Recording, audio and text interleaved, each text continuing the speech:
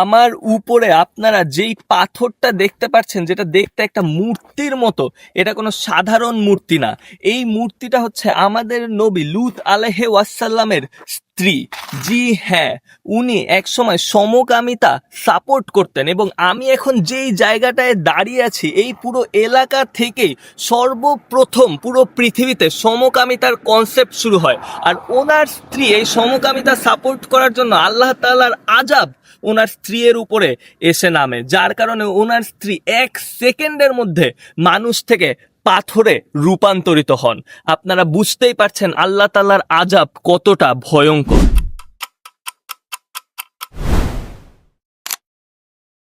আসসালামু আলাইকুম বন্ধুরা, আজকে আমার জর্ডানের 3য় দিন এবং আজকে আমি সেই জায়গায় যাচ্ছি যেখানে আল্লাহ তাআলার আযাব নেমে এসেছিল লূত আলাইহি ওয়াসাল্লামের কাওমের উপরে।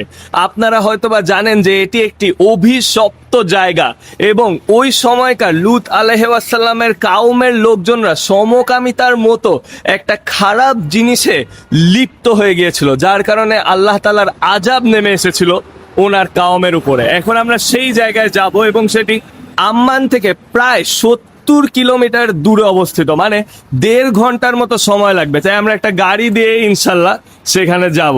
তো দেখতে পাচ্ছেন এখানে সবাই কি সুন্দর ফ্রেন্ডলি, সবাই কথা টথা বলছে। আমরা আশেপাশে কিছু দোকান দেখে আপনাদেরকে, এই যে এই টাইপের দোকান টোকান আছে, এন্ড দেন এখানেও কিছু আইসক্রিম টাইসক্রিম সব কিছুর দোকান আছে। হ্যালো।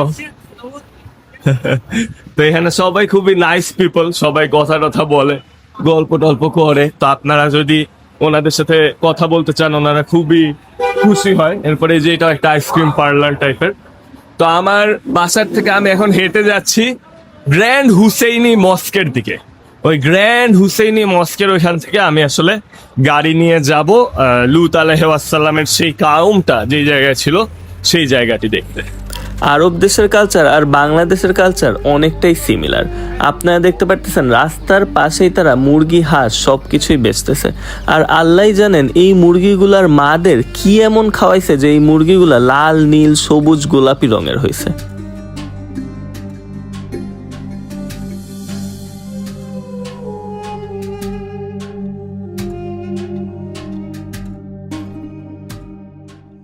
আমি অনেকগুলো আরব দেশ দেখেছি, তার মধ্যে জর্ডান আমার সব থেকে সুন্দর লেগেছে। সরু রাস্তা দিয়ে যাওয়ার সময় চারপাশে ছোট ছোট মাটির পাহাড় এবং সেই মাটির পাহাড়ের উপরে নতুন পুরাতন বাড়িঘর চোখে পড়ে। শহরের একটু বাইরে গেলেই দেখা যায় শুধু মরুভূমি আর উপত্যকা আর বিশাল বড় নীল আকাশ যেন সবকিছু ঢেকে রেখেছে। এই জর্ডান সেই দেশগুলোর মধ্যেই একটি যেখানে বহু নবী রসুল হেঁটেছেন, ইসলামের দাওয়াত দিয়েছেন এবং আল্লাহর ইবাদত করেছেন। এই ভূমি শুধুমাত্র পাহাড় আর মরুভূমির জন্য বিখ্যাত নয়, বরং এখানে আছে পৃথিবীর এক বিস্ময়, মৃত সাগর। এই সমুদ্রের চারপাশেই বাস করত কাওমে লূত। বন্ধুরা, আমরা এখন একটা সুন্দর ভিউ পয়েন্টে আসছি, আর দেখেন আমাদের যে ড্রাইভার উনি এখন নামাজ পড়তেছেন। মাশাআল্লাহ, আমরাও আর একটু পরে যেয়ে পড়বো, কিন্তু আমরা যেয়ে পড়বো মসজিদে ইনশাআল্লাহ। কিছুক্ষণ বিরতি নিয়ে নামাজ পড়ে আমরা আবার যাত্রা শুরু করলাম।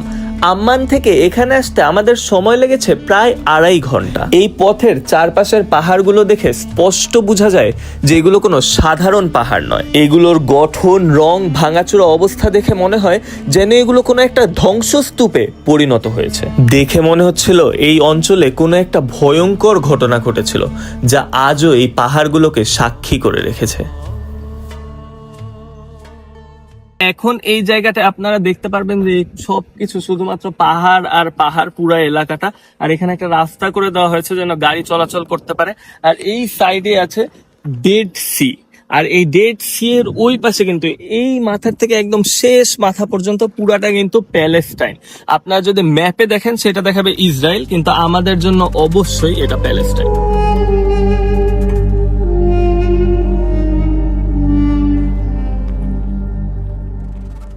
লূত আলাইহি ওয়াসাল্লাম ছিলেন ইব্রাহিম আলাইহি ওয়াসাল্লামের ভাতিজা, এবং মহান রাব্বুল আলামিন লূত আলাইহি ওয়াসাল্লামকে পাঠিয়েছিলেন এই এলাকায় সোদম এবং গোমরা জাতির কাছে। সেই সময় আল্লাহ তাআলা এই অঞ্চলের মানুষদেরকে সবই দিয়েছিলেন, মাটি ভরা ফসল এবং সমুদ্র, নদী ভরা মাছ কিন্তু এত ধন সম্পদ থাকার কারণে তারা মদ এবং খারাপ কাজে অশ্লীলতায় লিপ্ত হয়ে গিয়েছিল। এই এলাকার মানুষরা পুরো পৃথিবীতে সর্বপ্রথম এক অদ্ভুত বিশৃঙ্খলা সৃষ্টি করেছিল। তারা প্রকাশ্যে সমকামিতা করত, তারা প্রকাশ্যে অশ্লীলতা করত, তারা প্রকাশ্যে জুলুম করত এবং আল্লাহ তাআলার অবাধ্যতা করত। তখনই আল্লাহ তাআলা এই অঞ্চলের মানুষদের কাছে লূত আলাইহিস সালামকে পাঠিয়েছিলেন। যখন লূত আলাইহিস সালাম ওনার জাতির সকলকে সতর্ক করা শুরু করেন, তখন ওনার জাতির বেশিরভাগ মানুষ ওনার অবাধ্যতা করেন, এমনকি ওনার স্ত্রীও ওনার অবাধ্যতা করেন।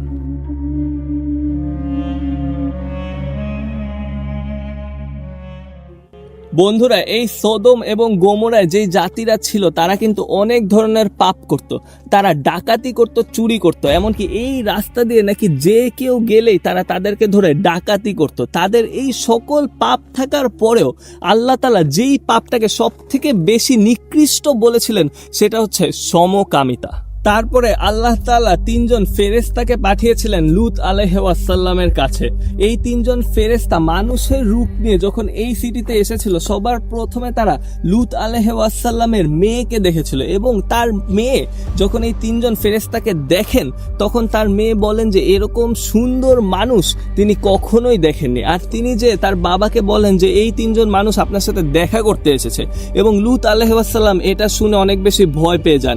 তিনি ভয় ছিলেন যে এই এলাকার মানুষ এত খারাপ যে তারা এই 3 জন সুদর্শন পুরুষ দেখলে তাদের অনেক বড় ক্ষতি করে ফেলবে। তাই তিনি ডিরেক্টলি মানা না করলেও ইনডিরেক্টলি তিনি বলার চেষ্টা করছিলেন যে এই এলাকার মানুষজন অনেক খারাপ, তারা আপনাদের অনেক বড় ক্ষতি করে ফেলবে। কিন্তু তারপরেও তারা জোর করার কারণে তিনি এই 3 ফেরেশতাকে তার বাসায় নিয়ে যান, এবং বাসায় যাওয়ার পরে তার স্ত্রী যখন এই 3 জন সুদর্শন পুরুষ দেখে, তিনি বাহিরে বের হয়ে এই এলাকার সকল মানুষকে এই খবরটা জানিয়ে দেন, এবং এই খবরটি পুরো এলাকায় ছড়িয়ে পড়ে অগ্নিকুণ্ডের মতো। এবং এই খবর যখন এলাকায় ছড়িয়ে পড়ে, সকল খারাপ মানুষরা লূত আলাইহিস সালামের বাসার বাহিরে এসে জড়ো হন এবং তারা ওনার দরজার মধ্যে ধাক্কানো শুরু করে দেন। লূত আলাইহিস সালাম অনেক বেশি ভয় পেয়ে যান। তারপরে তিনি সেই দরজা খুলে দেন এবং তিনি বলেন যে তোমরা এইখানে যেই কারণে এসেছো এটা কখনোই হবে না, আমি এটা হতে দিব না। তোমরা আমাদের কোনো একটা, ওনার যেহেতু 2টা মেয়ে ছিল, উনি বলেন যে আমার যে কোনো একজন মেয়েকে তোমরা চাইলে বিয়ে করতে পারো, কিন্তু আমার এই 3 জন গেস্টের সাথে তোমরা খারাপ কোনো কিছু করতে পারবে না। তখন তারা বলে যে তুমি জানো লূত যে আমাদের তোমার মেয়ের প্রতি কোনো ইন্টারেস্ট নাই, আমরা ওই 3 জন সুদর্শন পুরুষকে চাই। তারপরে সেই ফেরেশতারা নিজেদের আসল রূপ দেখায়। তারা লূত আলাইহিস সালামকে বলেন যে আপনি ভয় পাবেন না, আমরা ফেরেশতা, আমরা আল্লাহ তাআলার নির্দেশে মানুষ রূপ নিয়ে এখানে এসেছিলাম, ওরা আমাদের খারাপ কোনো কিছুই করতে পারবে না।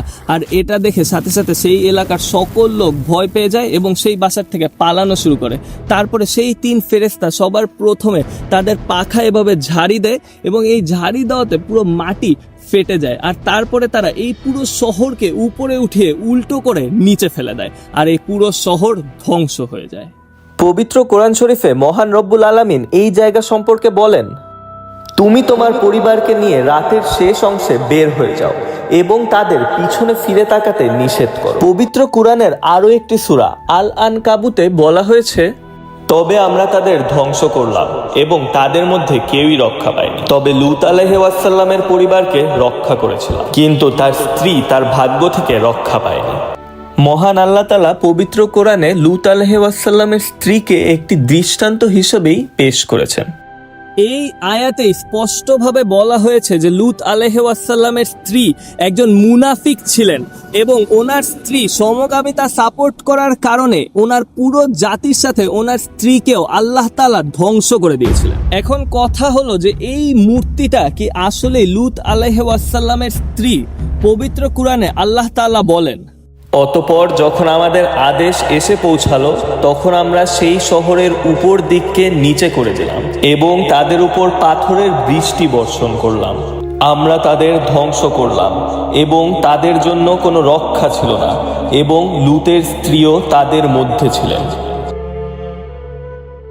কুরআন শরীফে এই জায়গার কথা স্পষ্টভাবে বলা আছে, এমনকি এটাও বলা আছে যে এই জায়গার যে জাতিটা ছিল তাদের উপরে পাথরের বৃষ্টি হয়েছিল, কিন্তু লূত আলাইহিস ওয়াসাল্লামের স্ত্রী যে পাথর হয়ে গিয়েছিলেন এটা স্পষ্টভাবে বলা নেই। শুধুমাত্র বলা আছে যে পাথরের বৃষ্টি হয়েছিল, যার কারণে এই জায়গার যত মানুষ ছিল লূত আলাইহিস ওয়াসাল্লামের স্ত্রী সহ সকলে ধ্বংস হয়ে গিয়েছিল। তবে বন্ধুরা, অনেকেই বলেন যে লূত আলাইহিস ওয়াসাল্লাম যখন ওই পাথরের বৃষ্টি হয় তার আগে আল্লাহ তাআলার সতর্কতার কারণে তিনি তার পরিবারকে নিয়ে, তার স্ত্রীকে নিয়ে এবং তার 2 মেয়েকে নিয়ে এই এলাকা থেকে চলে যাচ্ছিলেন। কিন্তু যখন এই পাথরের বৃষ্টিটা এই এলাকায় হয় তখন নাকি এত জোরে আওয়াজ হচ্ছিল এবং সকলের হাউকাও শুরু হয়ে গেছিল, এবং ওনার স্ত্রী যেহেতু এই এলাকাতেই ছিলেন, এই এলাকাতেই বড় হয়েছেন এবং ওনার জাতির প্রতি ওনার টান ছিল, তাই তিনি এই পিছনে ঘুরে তাকিয়েছিলেন। আল্লাহ তাআলার নির্দেশ ছিল যে তোমরা যাই করো পিছনে ঘুরে তাকাবে না। তো ওনার স্ত্রী নাকি যখন পিছনে ঘুরে তাকান সাথে সাথে তিনি এই পাথরে পরিণত হয়ে যান। এটা নাকি আল্লাহ তাআলার আযাব ছিল, এটা অনেকেই বলে, আর এইটাকেই বলে যে এটাই হচ্ছে ওনার স্ত্রীর পাথর। কিন্তু এগেইন মানুষজন এটা ভিডিওর ভিউয়ের জন্য বলে নাকি আমি জানি না, আমি হচ্ছে মানুষ যেটা বলে অনেকেই সেটাই আপনাদের জানি।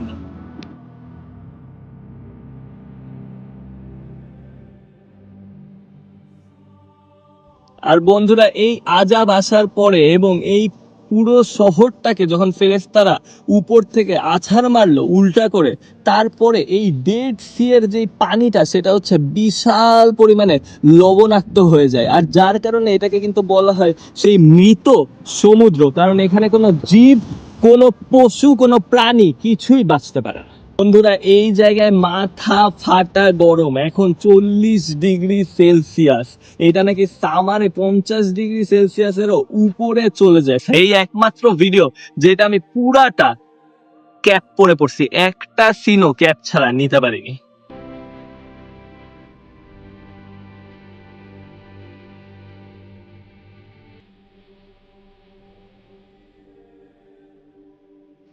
আমার স্ট্যাচুর ভিডিও করতে করতে আমার গলা পুরা শুকায় গেছে, কারণ এখানে এত পরিমাণে গরম, মনে হচ্ছে আল্লাহ তাআলার আযাব এখন এই জায়গাটায় আছে। আমি কিছুক্ষণ পরপর খালি গাড়িতে উঠতেছি, এসিতে বসতেছি, ঠান্ডা হইতেছি, আবার বাইরে যাচ্ছি, ভিডিও করতেছি, আবার গাড়িতে উঠতেছি, কারণ থাকা এখানে বাইরে 2-3 ঘন্টা দাঁড়ায় থাকা ইম্পসিবল ব্যাপার।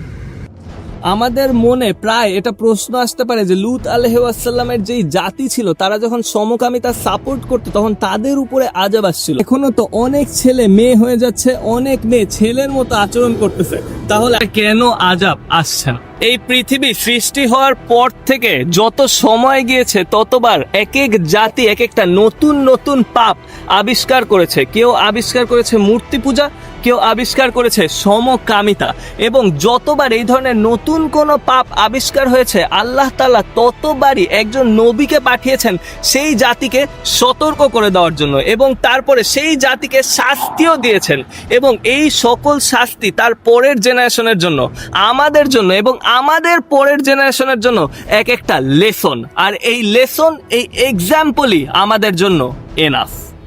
আপনারা যদি চান আমি এরকম বিভিন্ন দেশ ঘুরে আপনাদের জন্য এরকম সুন্দর সুন্দর ভিডিওস নিয়ে আসি, তাহলে আমার চ্যানেলটি সাবস্ক্রাইব করুন। আপনাদের সাপোর্টই আমাকে ইন্সপায়ার করে।